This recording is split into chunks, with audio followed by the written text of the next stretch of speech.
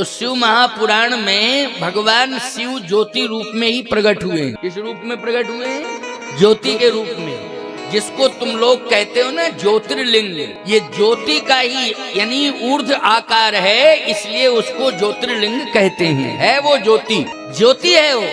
ऐसे ही याद रखना, जितनी भी माताएं बहन बेटियां शिवालय में जाकर के पूजा करती हैं, तो इसमें कोई नास्तिक ये बात न कहे कि ये मर्यादा नहीं है। ये ज्योति स्वरूप भगवान की पूजा कर रही हैं माताएं, न कि किसी अंग की पूजा कर रही हैं। ये ज्योति की पूजा कर रही हैं, उसकी ये ज्योति है। शिव का जो स्वरूप है वो ज्योति का है।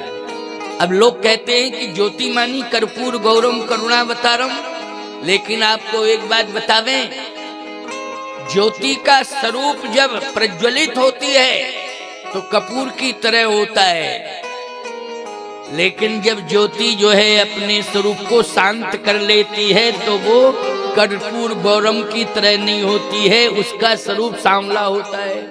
वो लोग कैसा होता है? जिस बत्ती को प्रज्वलित करोगे तो कर्पूर की तरह, कपूर की तरह रंग होगा, लेकिन जब वही ज्योति जो है अपने आप को शांत कर लेती है तो वो लोग किस रूप में हो जाती है? वो सांवली हो जाती है। किस रूप में होती है? सांवली हो जाती है, उसका रंग बदल जाता है। ऐसे ही भगवान शिव के ये शांत स्वरूप है जो शिवालय में आप लोग पूजन कर रहे हो ना, जल चढ़ा रहे हो, ये कैसा रूप है? ये शांत रूप है, क्योंकि ज्योति के ऊपर जल नहीं डाला जाता है। याद रखना, जब ज्योति शांत हो जाए तब जल का प्रयोग होता है, लेकिन ज्योति जल रही है तब जल का प्रयोग नहीं होना चाहिए। केवल कभी भी जल से नहीं बुझाना चाहिए, केवल जल दिखाया जाता है, जल से उसे बुझाया नहीं जाता है। इसलिए आरती करने के बाद जल से शीतल किया जाता है, लेकिन वो बुझती नहीं है। इसके बाद ही तो लोग लेते हैं आरती। इसलिए शिव जी के व्यक्तित्व पर किसी को टिप्पणी करने का अधिकार नहीं है। शिव का स्वरूप ज्योतिषमय है, ज्योतिर्मय है, ज्योति से ही वो प्रकट हुए हैं, इसलिए उनके माता पिता का नाम कोई नहीं बता सकता है। अच्छा, शिव जी के माँ बाप का नाम बताओ, कोई बताएगा क्या? नहीं बताएगा, क्योंकि ज्योति स्वरूप है वो। इसलिए भगवान शिव ने, अगर भक्तों ने ज्यादा जिज्ञासा प्रकट की तो भगवान शिव ने यही कहा है कि हमारे माता पिता तो सीताराम हैं, इसके अलावा कोई नहीं है। सीताराम ही हमारे माता पिता हैं और संसार में कोई नहीं है। सत्य तो यही है कि सीताराम तो तुम्हारे बाप के भी माता पिता हैं और बेटे के भी माता पिता हैं, नाती पोतों के सबके माता पिता हैं। बोलो है कि नहीं? ऐसा उनका अस्तित्व है कि तुम्हारी जो पीढ़ियां चली आ रही हैं उन्होंने भी माता पिता माना, जो अभी पीढ़ी चल रही है उसने भी माता पिता माना, और जो आगे पीढ़ी आएगी ईमानदारी से बताओ वो भी माता पिता ही मानेगी, क्योंकि भगवान शिव ने माता पिता के रूप में सीताराम जी को स्वीकार किया है। आज मनु जी ने कहा कि प्रभु मैं तो नहीं आ पाऊंगा, लेकिन आपको आना पड़ेगा। भगवान ने शिव जी से कहा कि देखो भाई, भक्त जो है पीछे पड़ गया और उसकी जिद को हमें पूरा करना पड़ेगा। अब जिद को पूरा करना है तो हम 5 लीलाएं करेंगे। अब देखो, यहां ब्रह्म की बात हो रही है शिव जी से। मैं 5 लीलाओं को करूंगा और उन 5 लीलाओं में आपकी सहभागिता होगी। तो शंकर जी ने कहा पहले बता दो कौन कौन है वो 5 लीलाएं। पहली लीला होने जा रही है उसकी जो जन्म की लीला है, जो कथा आप सुन रहे हो, प्रकट हो रहा है, ये है प्रथम लीला, लेकिन 5 लीलाएं हुई हैं। जन्म लीला ये शिव जी को बताया है भगवान ने कि मैं आ रहा हूं, क्योंकि मनु बुला रहा है, मनु के कारण मुझे आना पड़ रहा है, लेकिन मैं 5 लीलाएं करूंगा, उन 5 लीलाओं में आप ही मेरे सहयोगी रहोगे। इसलिए प्रधान रूप से मैं आपको ही ये दायित्व दे रहा हूं कि आप हमारी प्रत्येक लीला के सहयोगी होंगे। शंकर जी ने कहा कि हम तैयार हैं। पहली लीला मेरी होगी जन्म लीला, क्योंकि धरती पर आ रहा हूं तो धरती पर तो जन्म ही होता है ना, जन्म लीला। दूसरी लीला होगी विवाह लीला, मेरा विवाह होगा। अच्छा आपको सही बतावें, जन्म और विवाह ये तो आप सबके भी होते हैं कि नहीं होते हैं? भगवान ने कहा लेकिन मैं 5 लीलाओं को करूंगा। कोई भी जीव जो होता है वो 5 लीलाएं नहीं करता है, फिर उसकी केवल 3 लीलाएं ही होती हैं, जन्म लीला, विवाह लीला और मरण लीला। क्यों भैया? राम राम श्याम श्याम हो गया सब, बीच में सिस्टम रहता है ना, रोजगार व्यापार व्यवहार का, ये नाते रिश्तेदार सब, ये सिस्टम बीच में चलता रहता है। लेकिन प्रमुख रूप से जन्म, विवाह और मरण, ठीक है ना। लेकिन भगवान कहते हैं नहीं नहीं नहीं, मैं जीव नहीं हूं, मैं तो ब्रह्म हूं। भिन्नता होना चाहिए। जीव और ब्रह्म में अगर भिन्नता नहीं रहेगी तो फिर जीव ब्रह्म में कोई अंतर ही नहीं माना जाएगा, कोई मतलब ही नहीं कि कौन जीव है कौन ब्रह्म है। मेरी 5 लीलाएं होंगी, जीव की 3 लीलाएं होती हैं, लेकिन ब्रह्म जब नर लीला करता है तो उसमें 5 2 और बढ़ जाती हैं। का कौन? एक तो उसकी वन लीला होती है, और वन लीला के बाद में फिर जितने भी दुष्ट होते हैं, राक्षस होते हैं, उनसे वो लड़ता है, उन्हें नष्ट करता है। उसको रण लीला कहते हैं। उसको क्या कहते हैं? रण लीला। क्योंकि दुष्टों को मारने के लिए पूरी ताकत लगानी पड़ती है उसे, तब दुष्टों का संहार होता है, तब राक्षसों का संहार होता है। परित्राणाय साधूनाम विनाशाय च दुष्कृताम धर्म संस्थापनार्थाय संभवामि युगे युगे। अच्छा आपको एक बात बतावे, भगवान ने वन लीला इसलिए स्वीकार की क्योंकि वन में 2 रहते हैं, बाबा और बागी। अब तो बागी समाप्त हो गए, लेकिन बोलो ये जंगल में रहते थे कि नहीं? बाबा और बागी ये 2 जो है वन में रहते थे। आपको एक बात बतावें, बड़ी अद्भुत बात है, ये महत्वपूर्ण बात है, सुनते जाओ। क्योंकि आज भगवान 6 सवा 6 बजे आएंगे, उनका जन्म होगा और फिर प्रार्थना होगी, फिर उत्सव मनेगा, फिर जो है 1 बधाई 2 बधाई गीत होंगे जन्म के, तो वही टाइम तो रोज का हो जाएगा। लेकिन अभी तो कथा सुनिए आनंद से। समझ में आ रही है कथा की नहीं? हाँ, इसलिए तो मैं एक एक शब्द को बहुत सरल करके आप तक पहुंचा रहा हूं, सबकी समझ में आ जावे। तो वन लीला, ये वन लीला का अर्थ क्या है? वन लीला का अर्थ है असुर मार था पहि सुरन राखें निज श्रुति से तू, और जग विस्तार ही विसद जस राम जन्म कर हेतु। जग विस्तार ही विसद जस, जगत का विस्तार करना है, देवों का सम्मान करना है, महात्माओं को सुरक्षित करना है और राक्षसों का संहार करना है, ये लक्ष्य है। इसलिए वन लीला में भगवान ने संत और राक्षस इन 2 के प्रति क्या भाव रखा? बोले संतों की रक्षा की है और राक्षसों का संहार किया है। ये वन लीला और रण लीला। वन लीला में संतों को आश्वासन दिया और ढूंढ ढूंढ करके रण लीला में राक्षसों को मारा, ये रण लीला है। ये 4 लीलाएं हो गई और 5वीं लीला है भगवान की राज्य लीला। इसलिए भगवान ने 5वीं लीला में अयोध्या के सिंहासन को स्वीकार किया और 11,000 वर्ष तक भगवान ने श्री अयोध्या धाम में राज्य किया है। उसी का नाम हुआ राम राज्य। लेकिन वन लीला और रण लीला में शंकर जी का कहाँ योगदान है? और विवाह लीला में तो देखो भाई, एक एक लीला की चर्चा हम सुनाएंगे। आज जन्म लीला सुनो, इसमें शंकर जी का कहाँ योगदान है।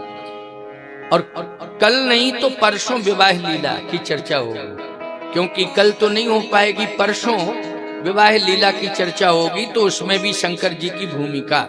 और वन लीला की चर्चा होगी, उसमें भी शिव जी की भूमिका। और रण लीला और राज्य लीला, इन सब में शिव जी का योगदान कितना है और किस रूप में है, इसकी व्याख्या आपको प्रतिदिन श्रवण कराई जाएगी। तो आज भगवान कह रहे हैं, निर्गुण ब्रह्म कह रहा है कि हे शिव जी, अब तो भक्त पीछे पड़ गया है, इसलिए मुझे आना ही पड़ेगा, अब मेरा सहयोग करो। शंकर जी ने कहा कि आप तो आदेश करो। कहा पहली बात तो यह है कि मुझे आना है तो मेरा श्रृंगार करो। श्रृंगार, आपको एक बात बताएं, मूर्तिकार जब मूर्ति बनाता है पत्थर में, तो नाक, आंख, ओंठ, कपोल, हाथ, पैर, उदर, बोले सब बनाता है कि नहीं? याद रखना, यही तो श्रृंगार है। बोलो है श्रृंगार कि नहीं? जैसे एक चित्रकार चित्र बनाता है तो हर अंग को अंकित करता है, और हर अंग में इतनी खूबसूरती से वो नेत्र बनाएगा कि बनाते समय ही श्रृंगार हो जाएगा आंख का। बोलो हो जाएगा कि नहीं हो जाएगा? क्योंकि जब बनाएगा वो तो इतना सुंदर आंख बनाएगा कि उसका रचना के साथ साथ श्रृंगार, क्यों भाई, एक साथ ही हो जाता है। भले ही वो रंग भरने लगता है तो रंग भरेगा, लेकिन क्रम से ही वो करेगा, सिस्टम बनाएगा। भगवान शिव ने श्रृंगार किया है। आप कहोगे महाराज कैसे किया है, तो सुनना मेरी बात को। भगवान ऐसे प्रकट होने जाए, ऐसे प्रकट हो रहे हैं जैसे नील सरोवर नीलमणि। नीलमणि, नीली, नीला रंग। आकाश कैसा रंग? नीला रंग है ना आकाश का, तो नीला रंग है नहीं भगवान का। लेकिन शंकर जी जो है भस्म के प्रेमी हैं, इसलिए शंकर जी ने जब श्रृंगार किया तो पूरे शरीर पर भस्म लगा दी। अच्छा, भस्म लगाई तो बोलो रंग कैसा हो गया? जल्दी बोलो। सांवले नहीं है, लेकिन रंग हो गया सांवला, क्योंकि भस्म लगा दी। अरे भाई, किसी काले शरीर पर पाउडर लगा दिया जाए तो गोरा बन जाता है, वो कि नहीं बन जाता? जल्दी बोलो। हैं? वो गोरा दिखने लगता है। शरीर काला है, लेकिन कोई ऐसा केमिकल लगा दिया है कि जिससे गोरा गोरा प्रतीत होने लगा, यानी हाथ भी, चेहरा भी, सब रंग ही बदल गया। ये श्रृंगार है। ऐसे ही भगवान शिव ने अपने भाव के आधार पर, भावना के आधार पर जैसे ही चिंतन किया तो चिंतन में भस्म लगाई, और जैसे ही भस्म लगाई तो भगवान का शरीर कैसा दिखने लगा? वो निर्गुण ब्रह्म का पिंड ही नील सरोवर नीलमणि, नील नीर धर श्याम, नीला नीला पिंड दिखाई देने लगा। अब याद रखना, स्तुति करने लगे। नीलांबुज श्यामल कोमलांगम, ये शिव जी प्रार्थना कर रहे हैं। शिव जी ने जैसी प्रार्थना की भगवान वैसे ही होते गए, है ना, वैसे ही होते गए। नीलांबुज श्यामल कोमलांगम सीता समारोपित वाम भागम। अकेले नहीं आना है, फिर अकेले नहीं आना है। सीता समारोपित वाम भागम, आप अकेले नहीं हैं। भले ही एक आएंगे, अकेले आएंगे, लेकिन आप अकेले नहीं हैं। गिराय रथ जल बीच सम, कहियत भिन्न न भिन्न, बंदो सीता राम पद, जिन्हीं परम प्रिय खिन्न। आप अकेले नहीं हैं, आप जो है दो रूपों में दिखाई देंगे। वस्तुतः आप एक ही हैं, लेकिन आपके दो रूप हैं। गिरा अरथ जल बीच सम, कहियत भिन्न न भिन्न, बंदो सीता राम पद जिन्हि परम प्रिय खिन। आपके हृदय में भगवती सीता का निरंतर वास है, इसका यह अर्थ है। इसलिए अकेले कहां हैं? जैसे उग्रम वीरम महाविष्णुम ज्वलंतम सर्वतोमुखम, भगवान नृसिंह जब प्रकट हुए थे तो उनके हृदय में कौन बैठी थी? बोलो लक्ष्मी। लक्ष्मी यस्य च वक्षसि, लक्ष्मी हृदय के अंदर बैठी हैं। जैसे विष्णु भगवान के हृदय में सदा लक्ष्मी बैठी हुई हैं, लक्ष्मी एक पल एक क्षण भी अलग नहीं होती हैं, वैसे ही भगवान श्री राम के हृदय में भगवती सीता विराजमान हैं, एक पल एक क्षण भी अलग नहीं होती। इसलिए नीलांबुज श्यामल कोमलांगम सीता समारोपितु वामभागम, ये प्रार्थना में ही श्रृंगार है और यही निर्गुण ब्रह्म को सगुण बनाने की प्रार्थना है। ये निर्गुण ब्रह्म को सगुण बनाने वाली प्रार्थना है और इस प्रार्थना को भगवान शिव ने किया है। और जैसे प्रार्थना करते गए भगवान शिव, वैसा ही अंगों का अभ्युदय होता गया। नीलांबुज श्यामल कोमलांगम सीता समारोपितु वामभागम, पाणौ महासायक चारु चापम नमामि रामं रघुवंशनाथम। अच्छा बोलो, इसमें धनुष बाण की चर्चा हुई है कि नहीं? ऐसे नहीं आना है आपको, फिर धनुष बाण होना चाहिए।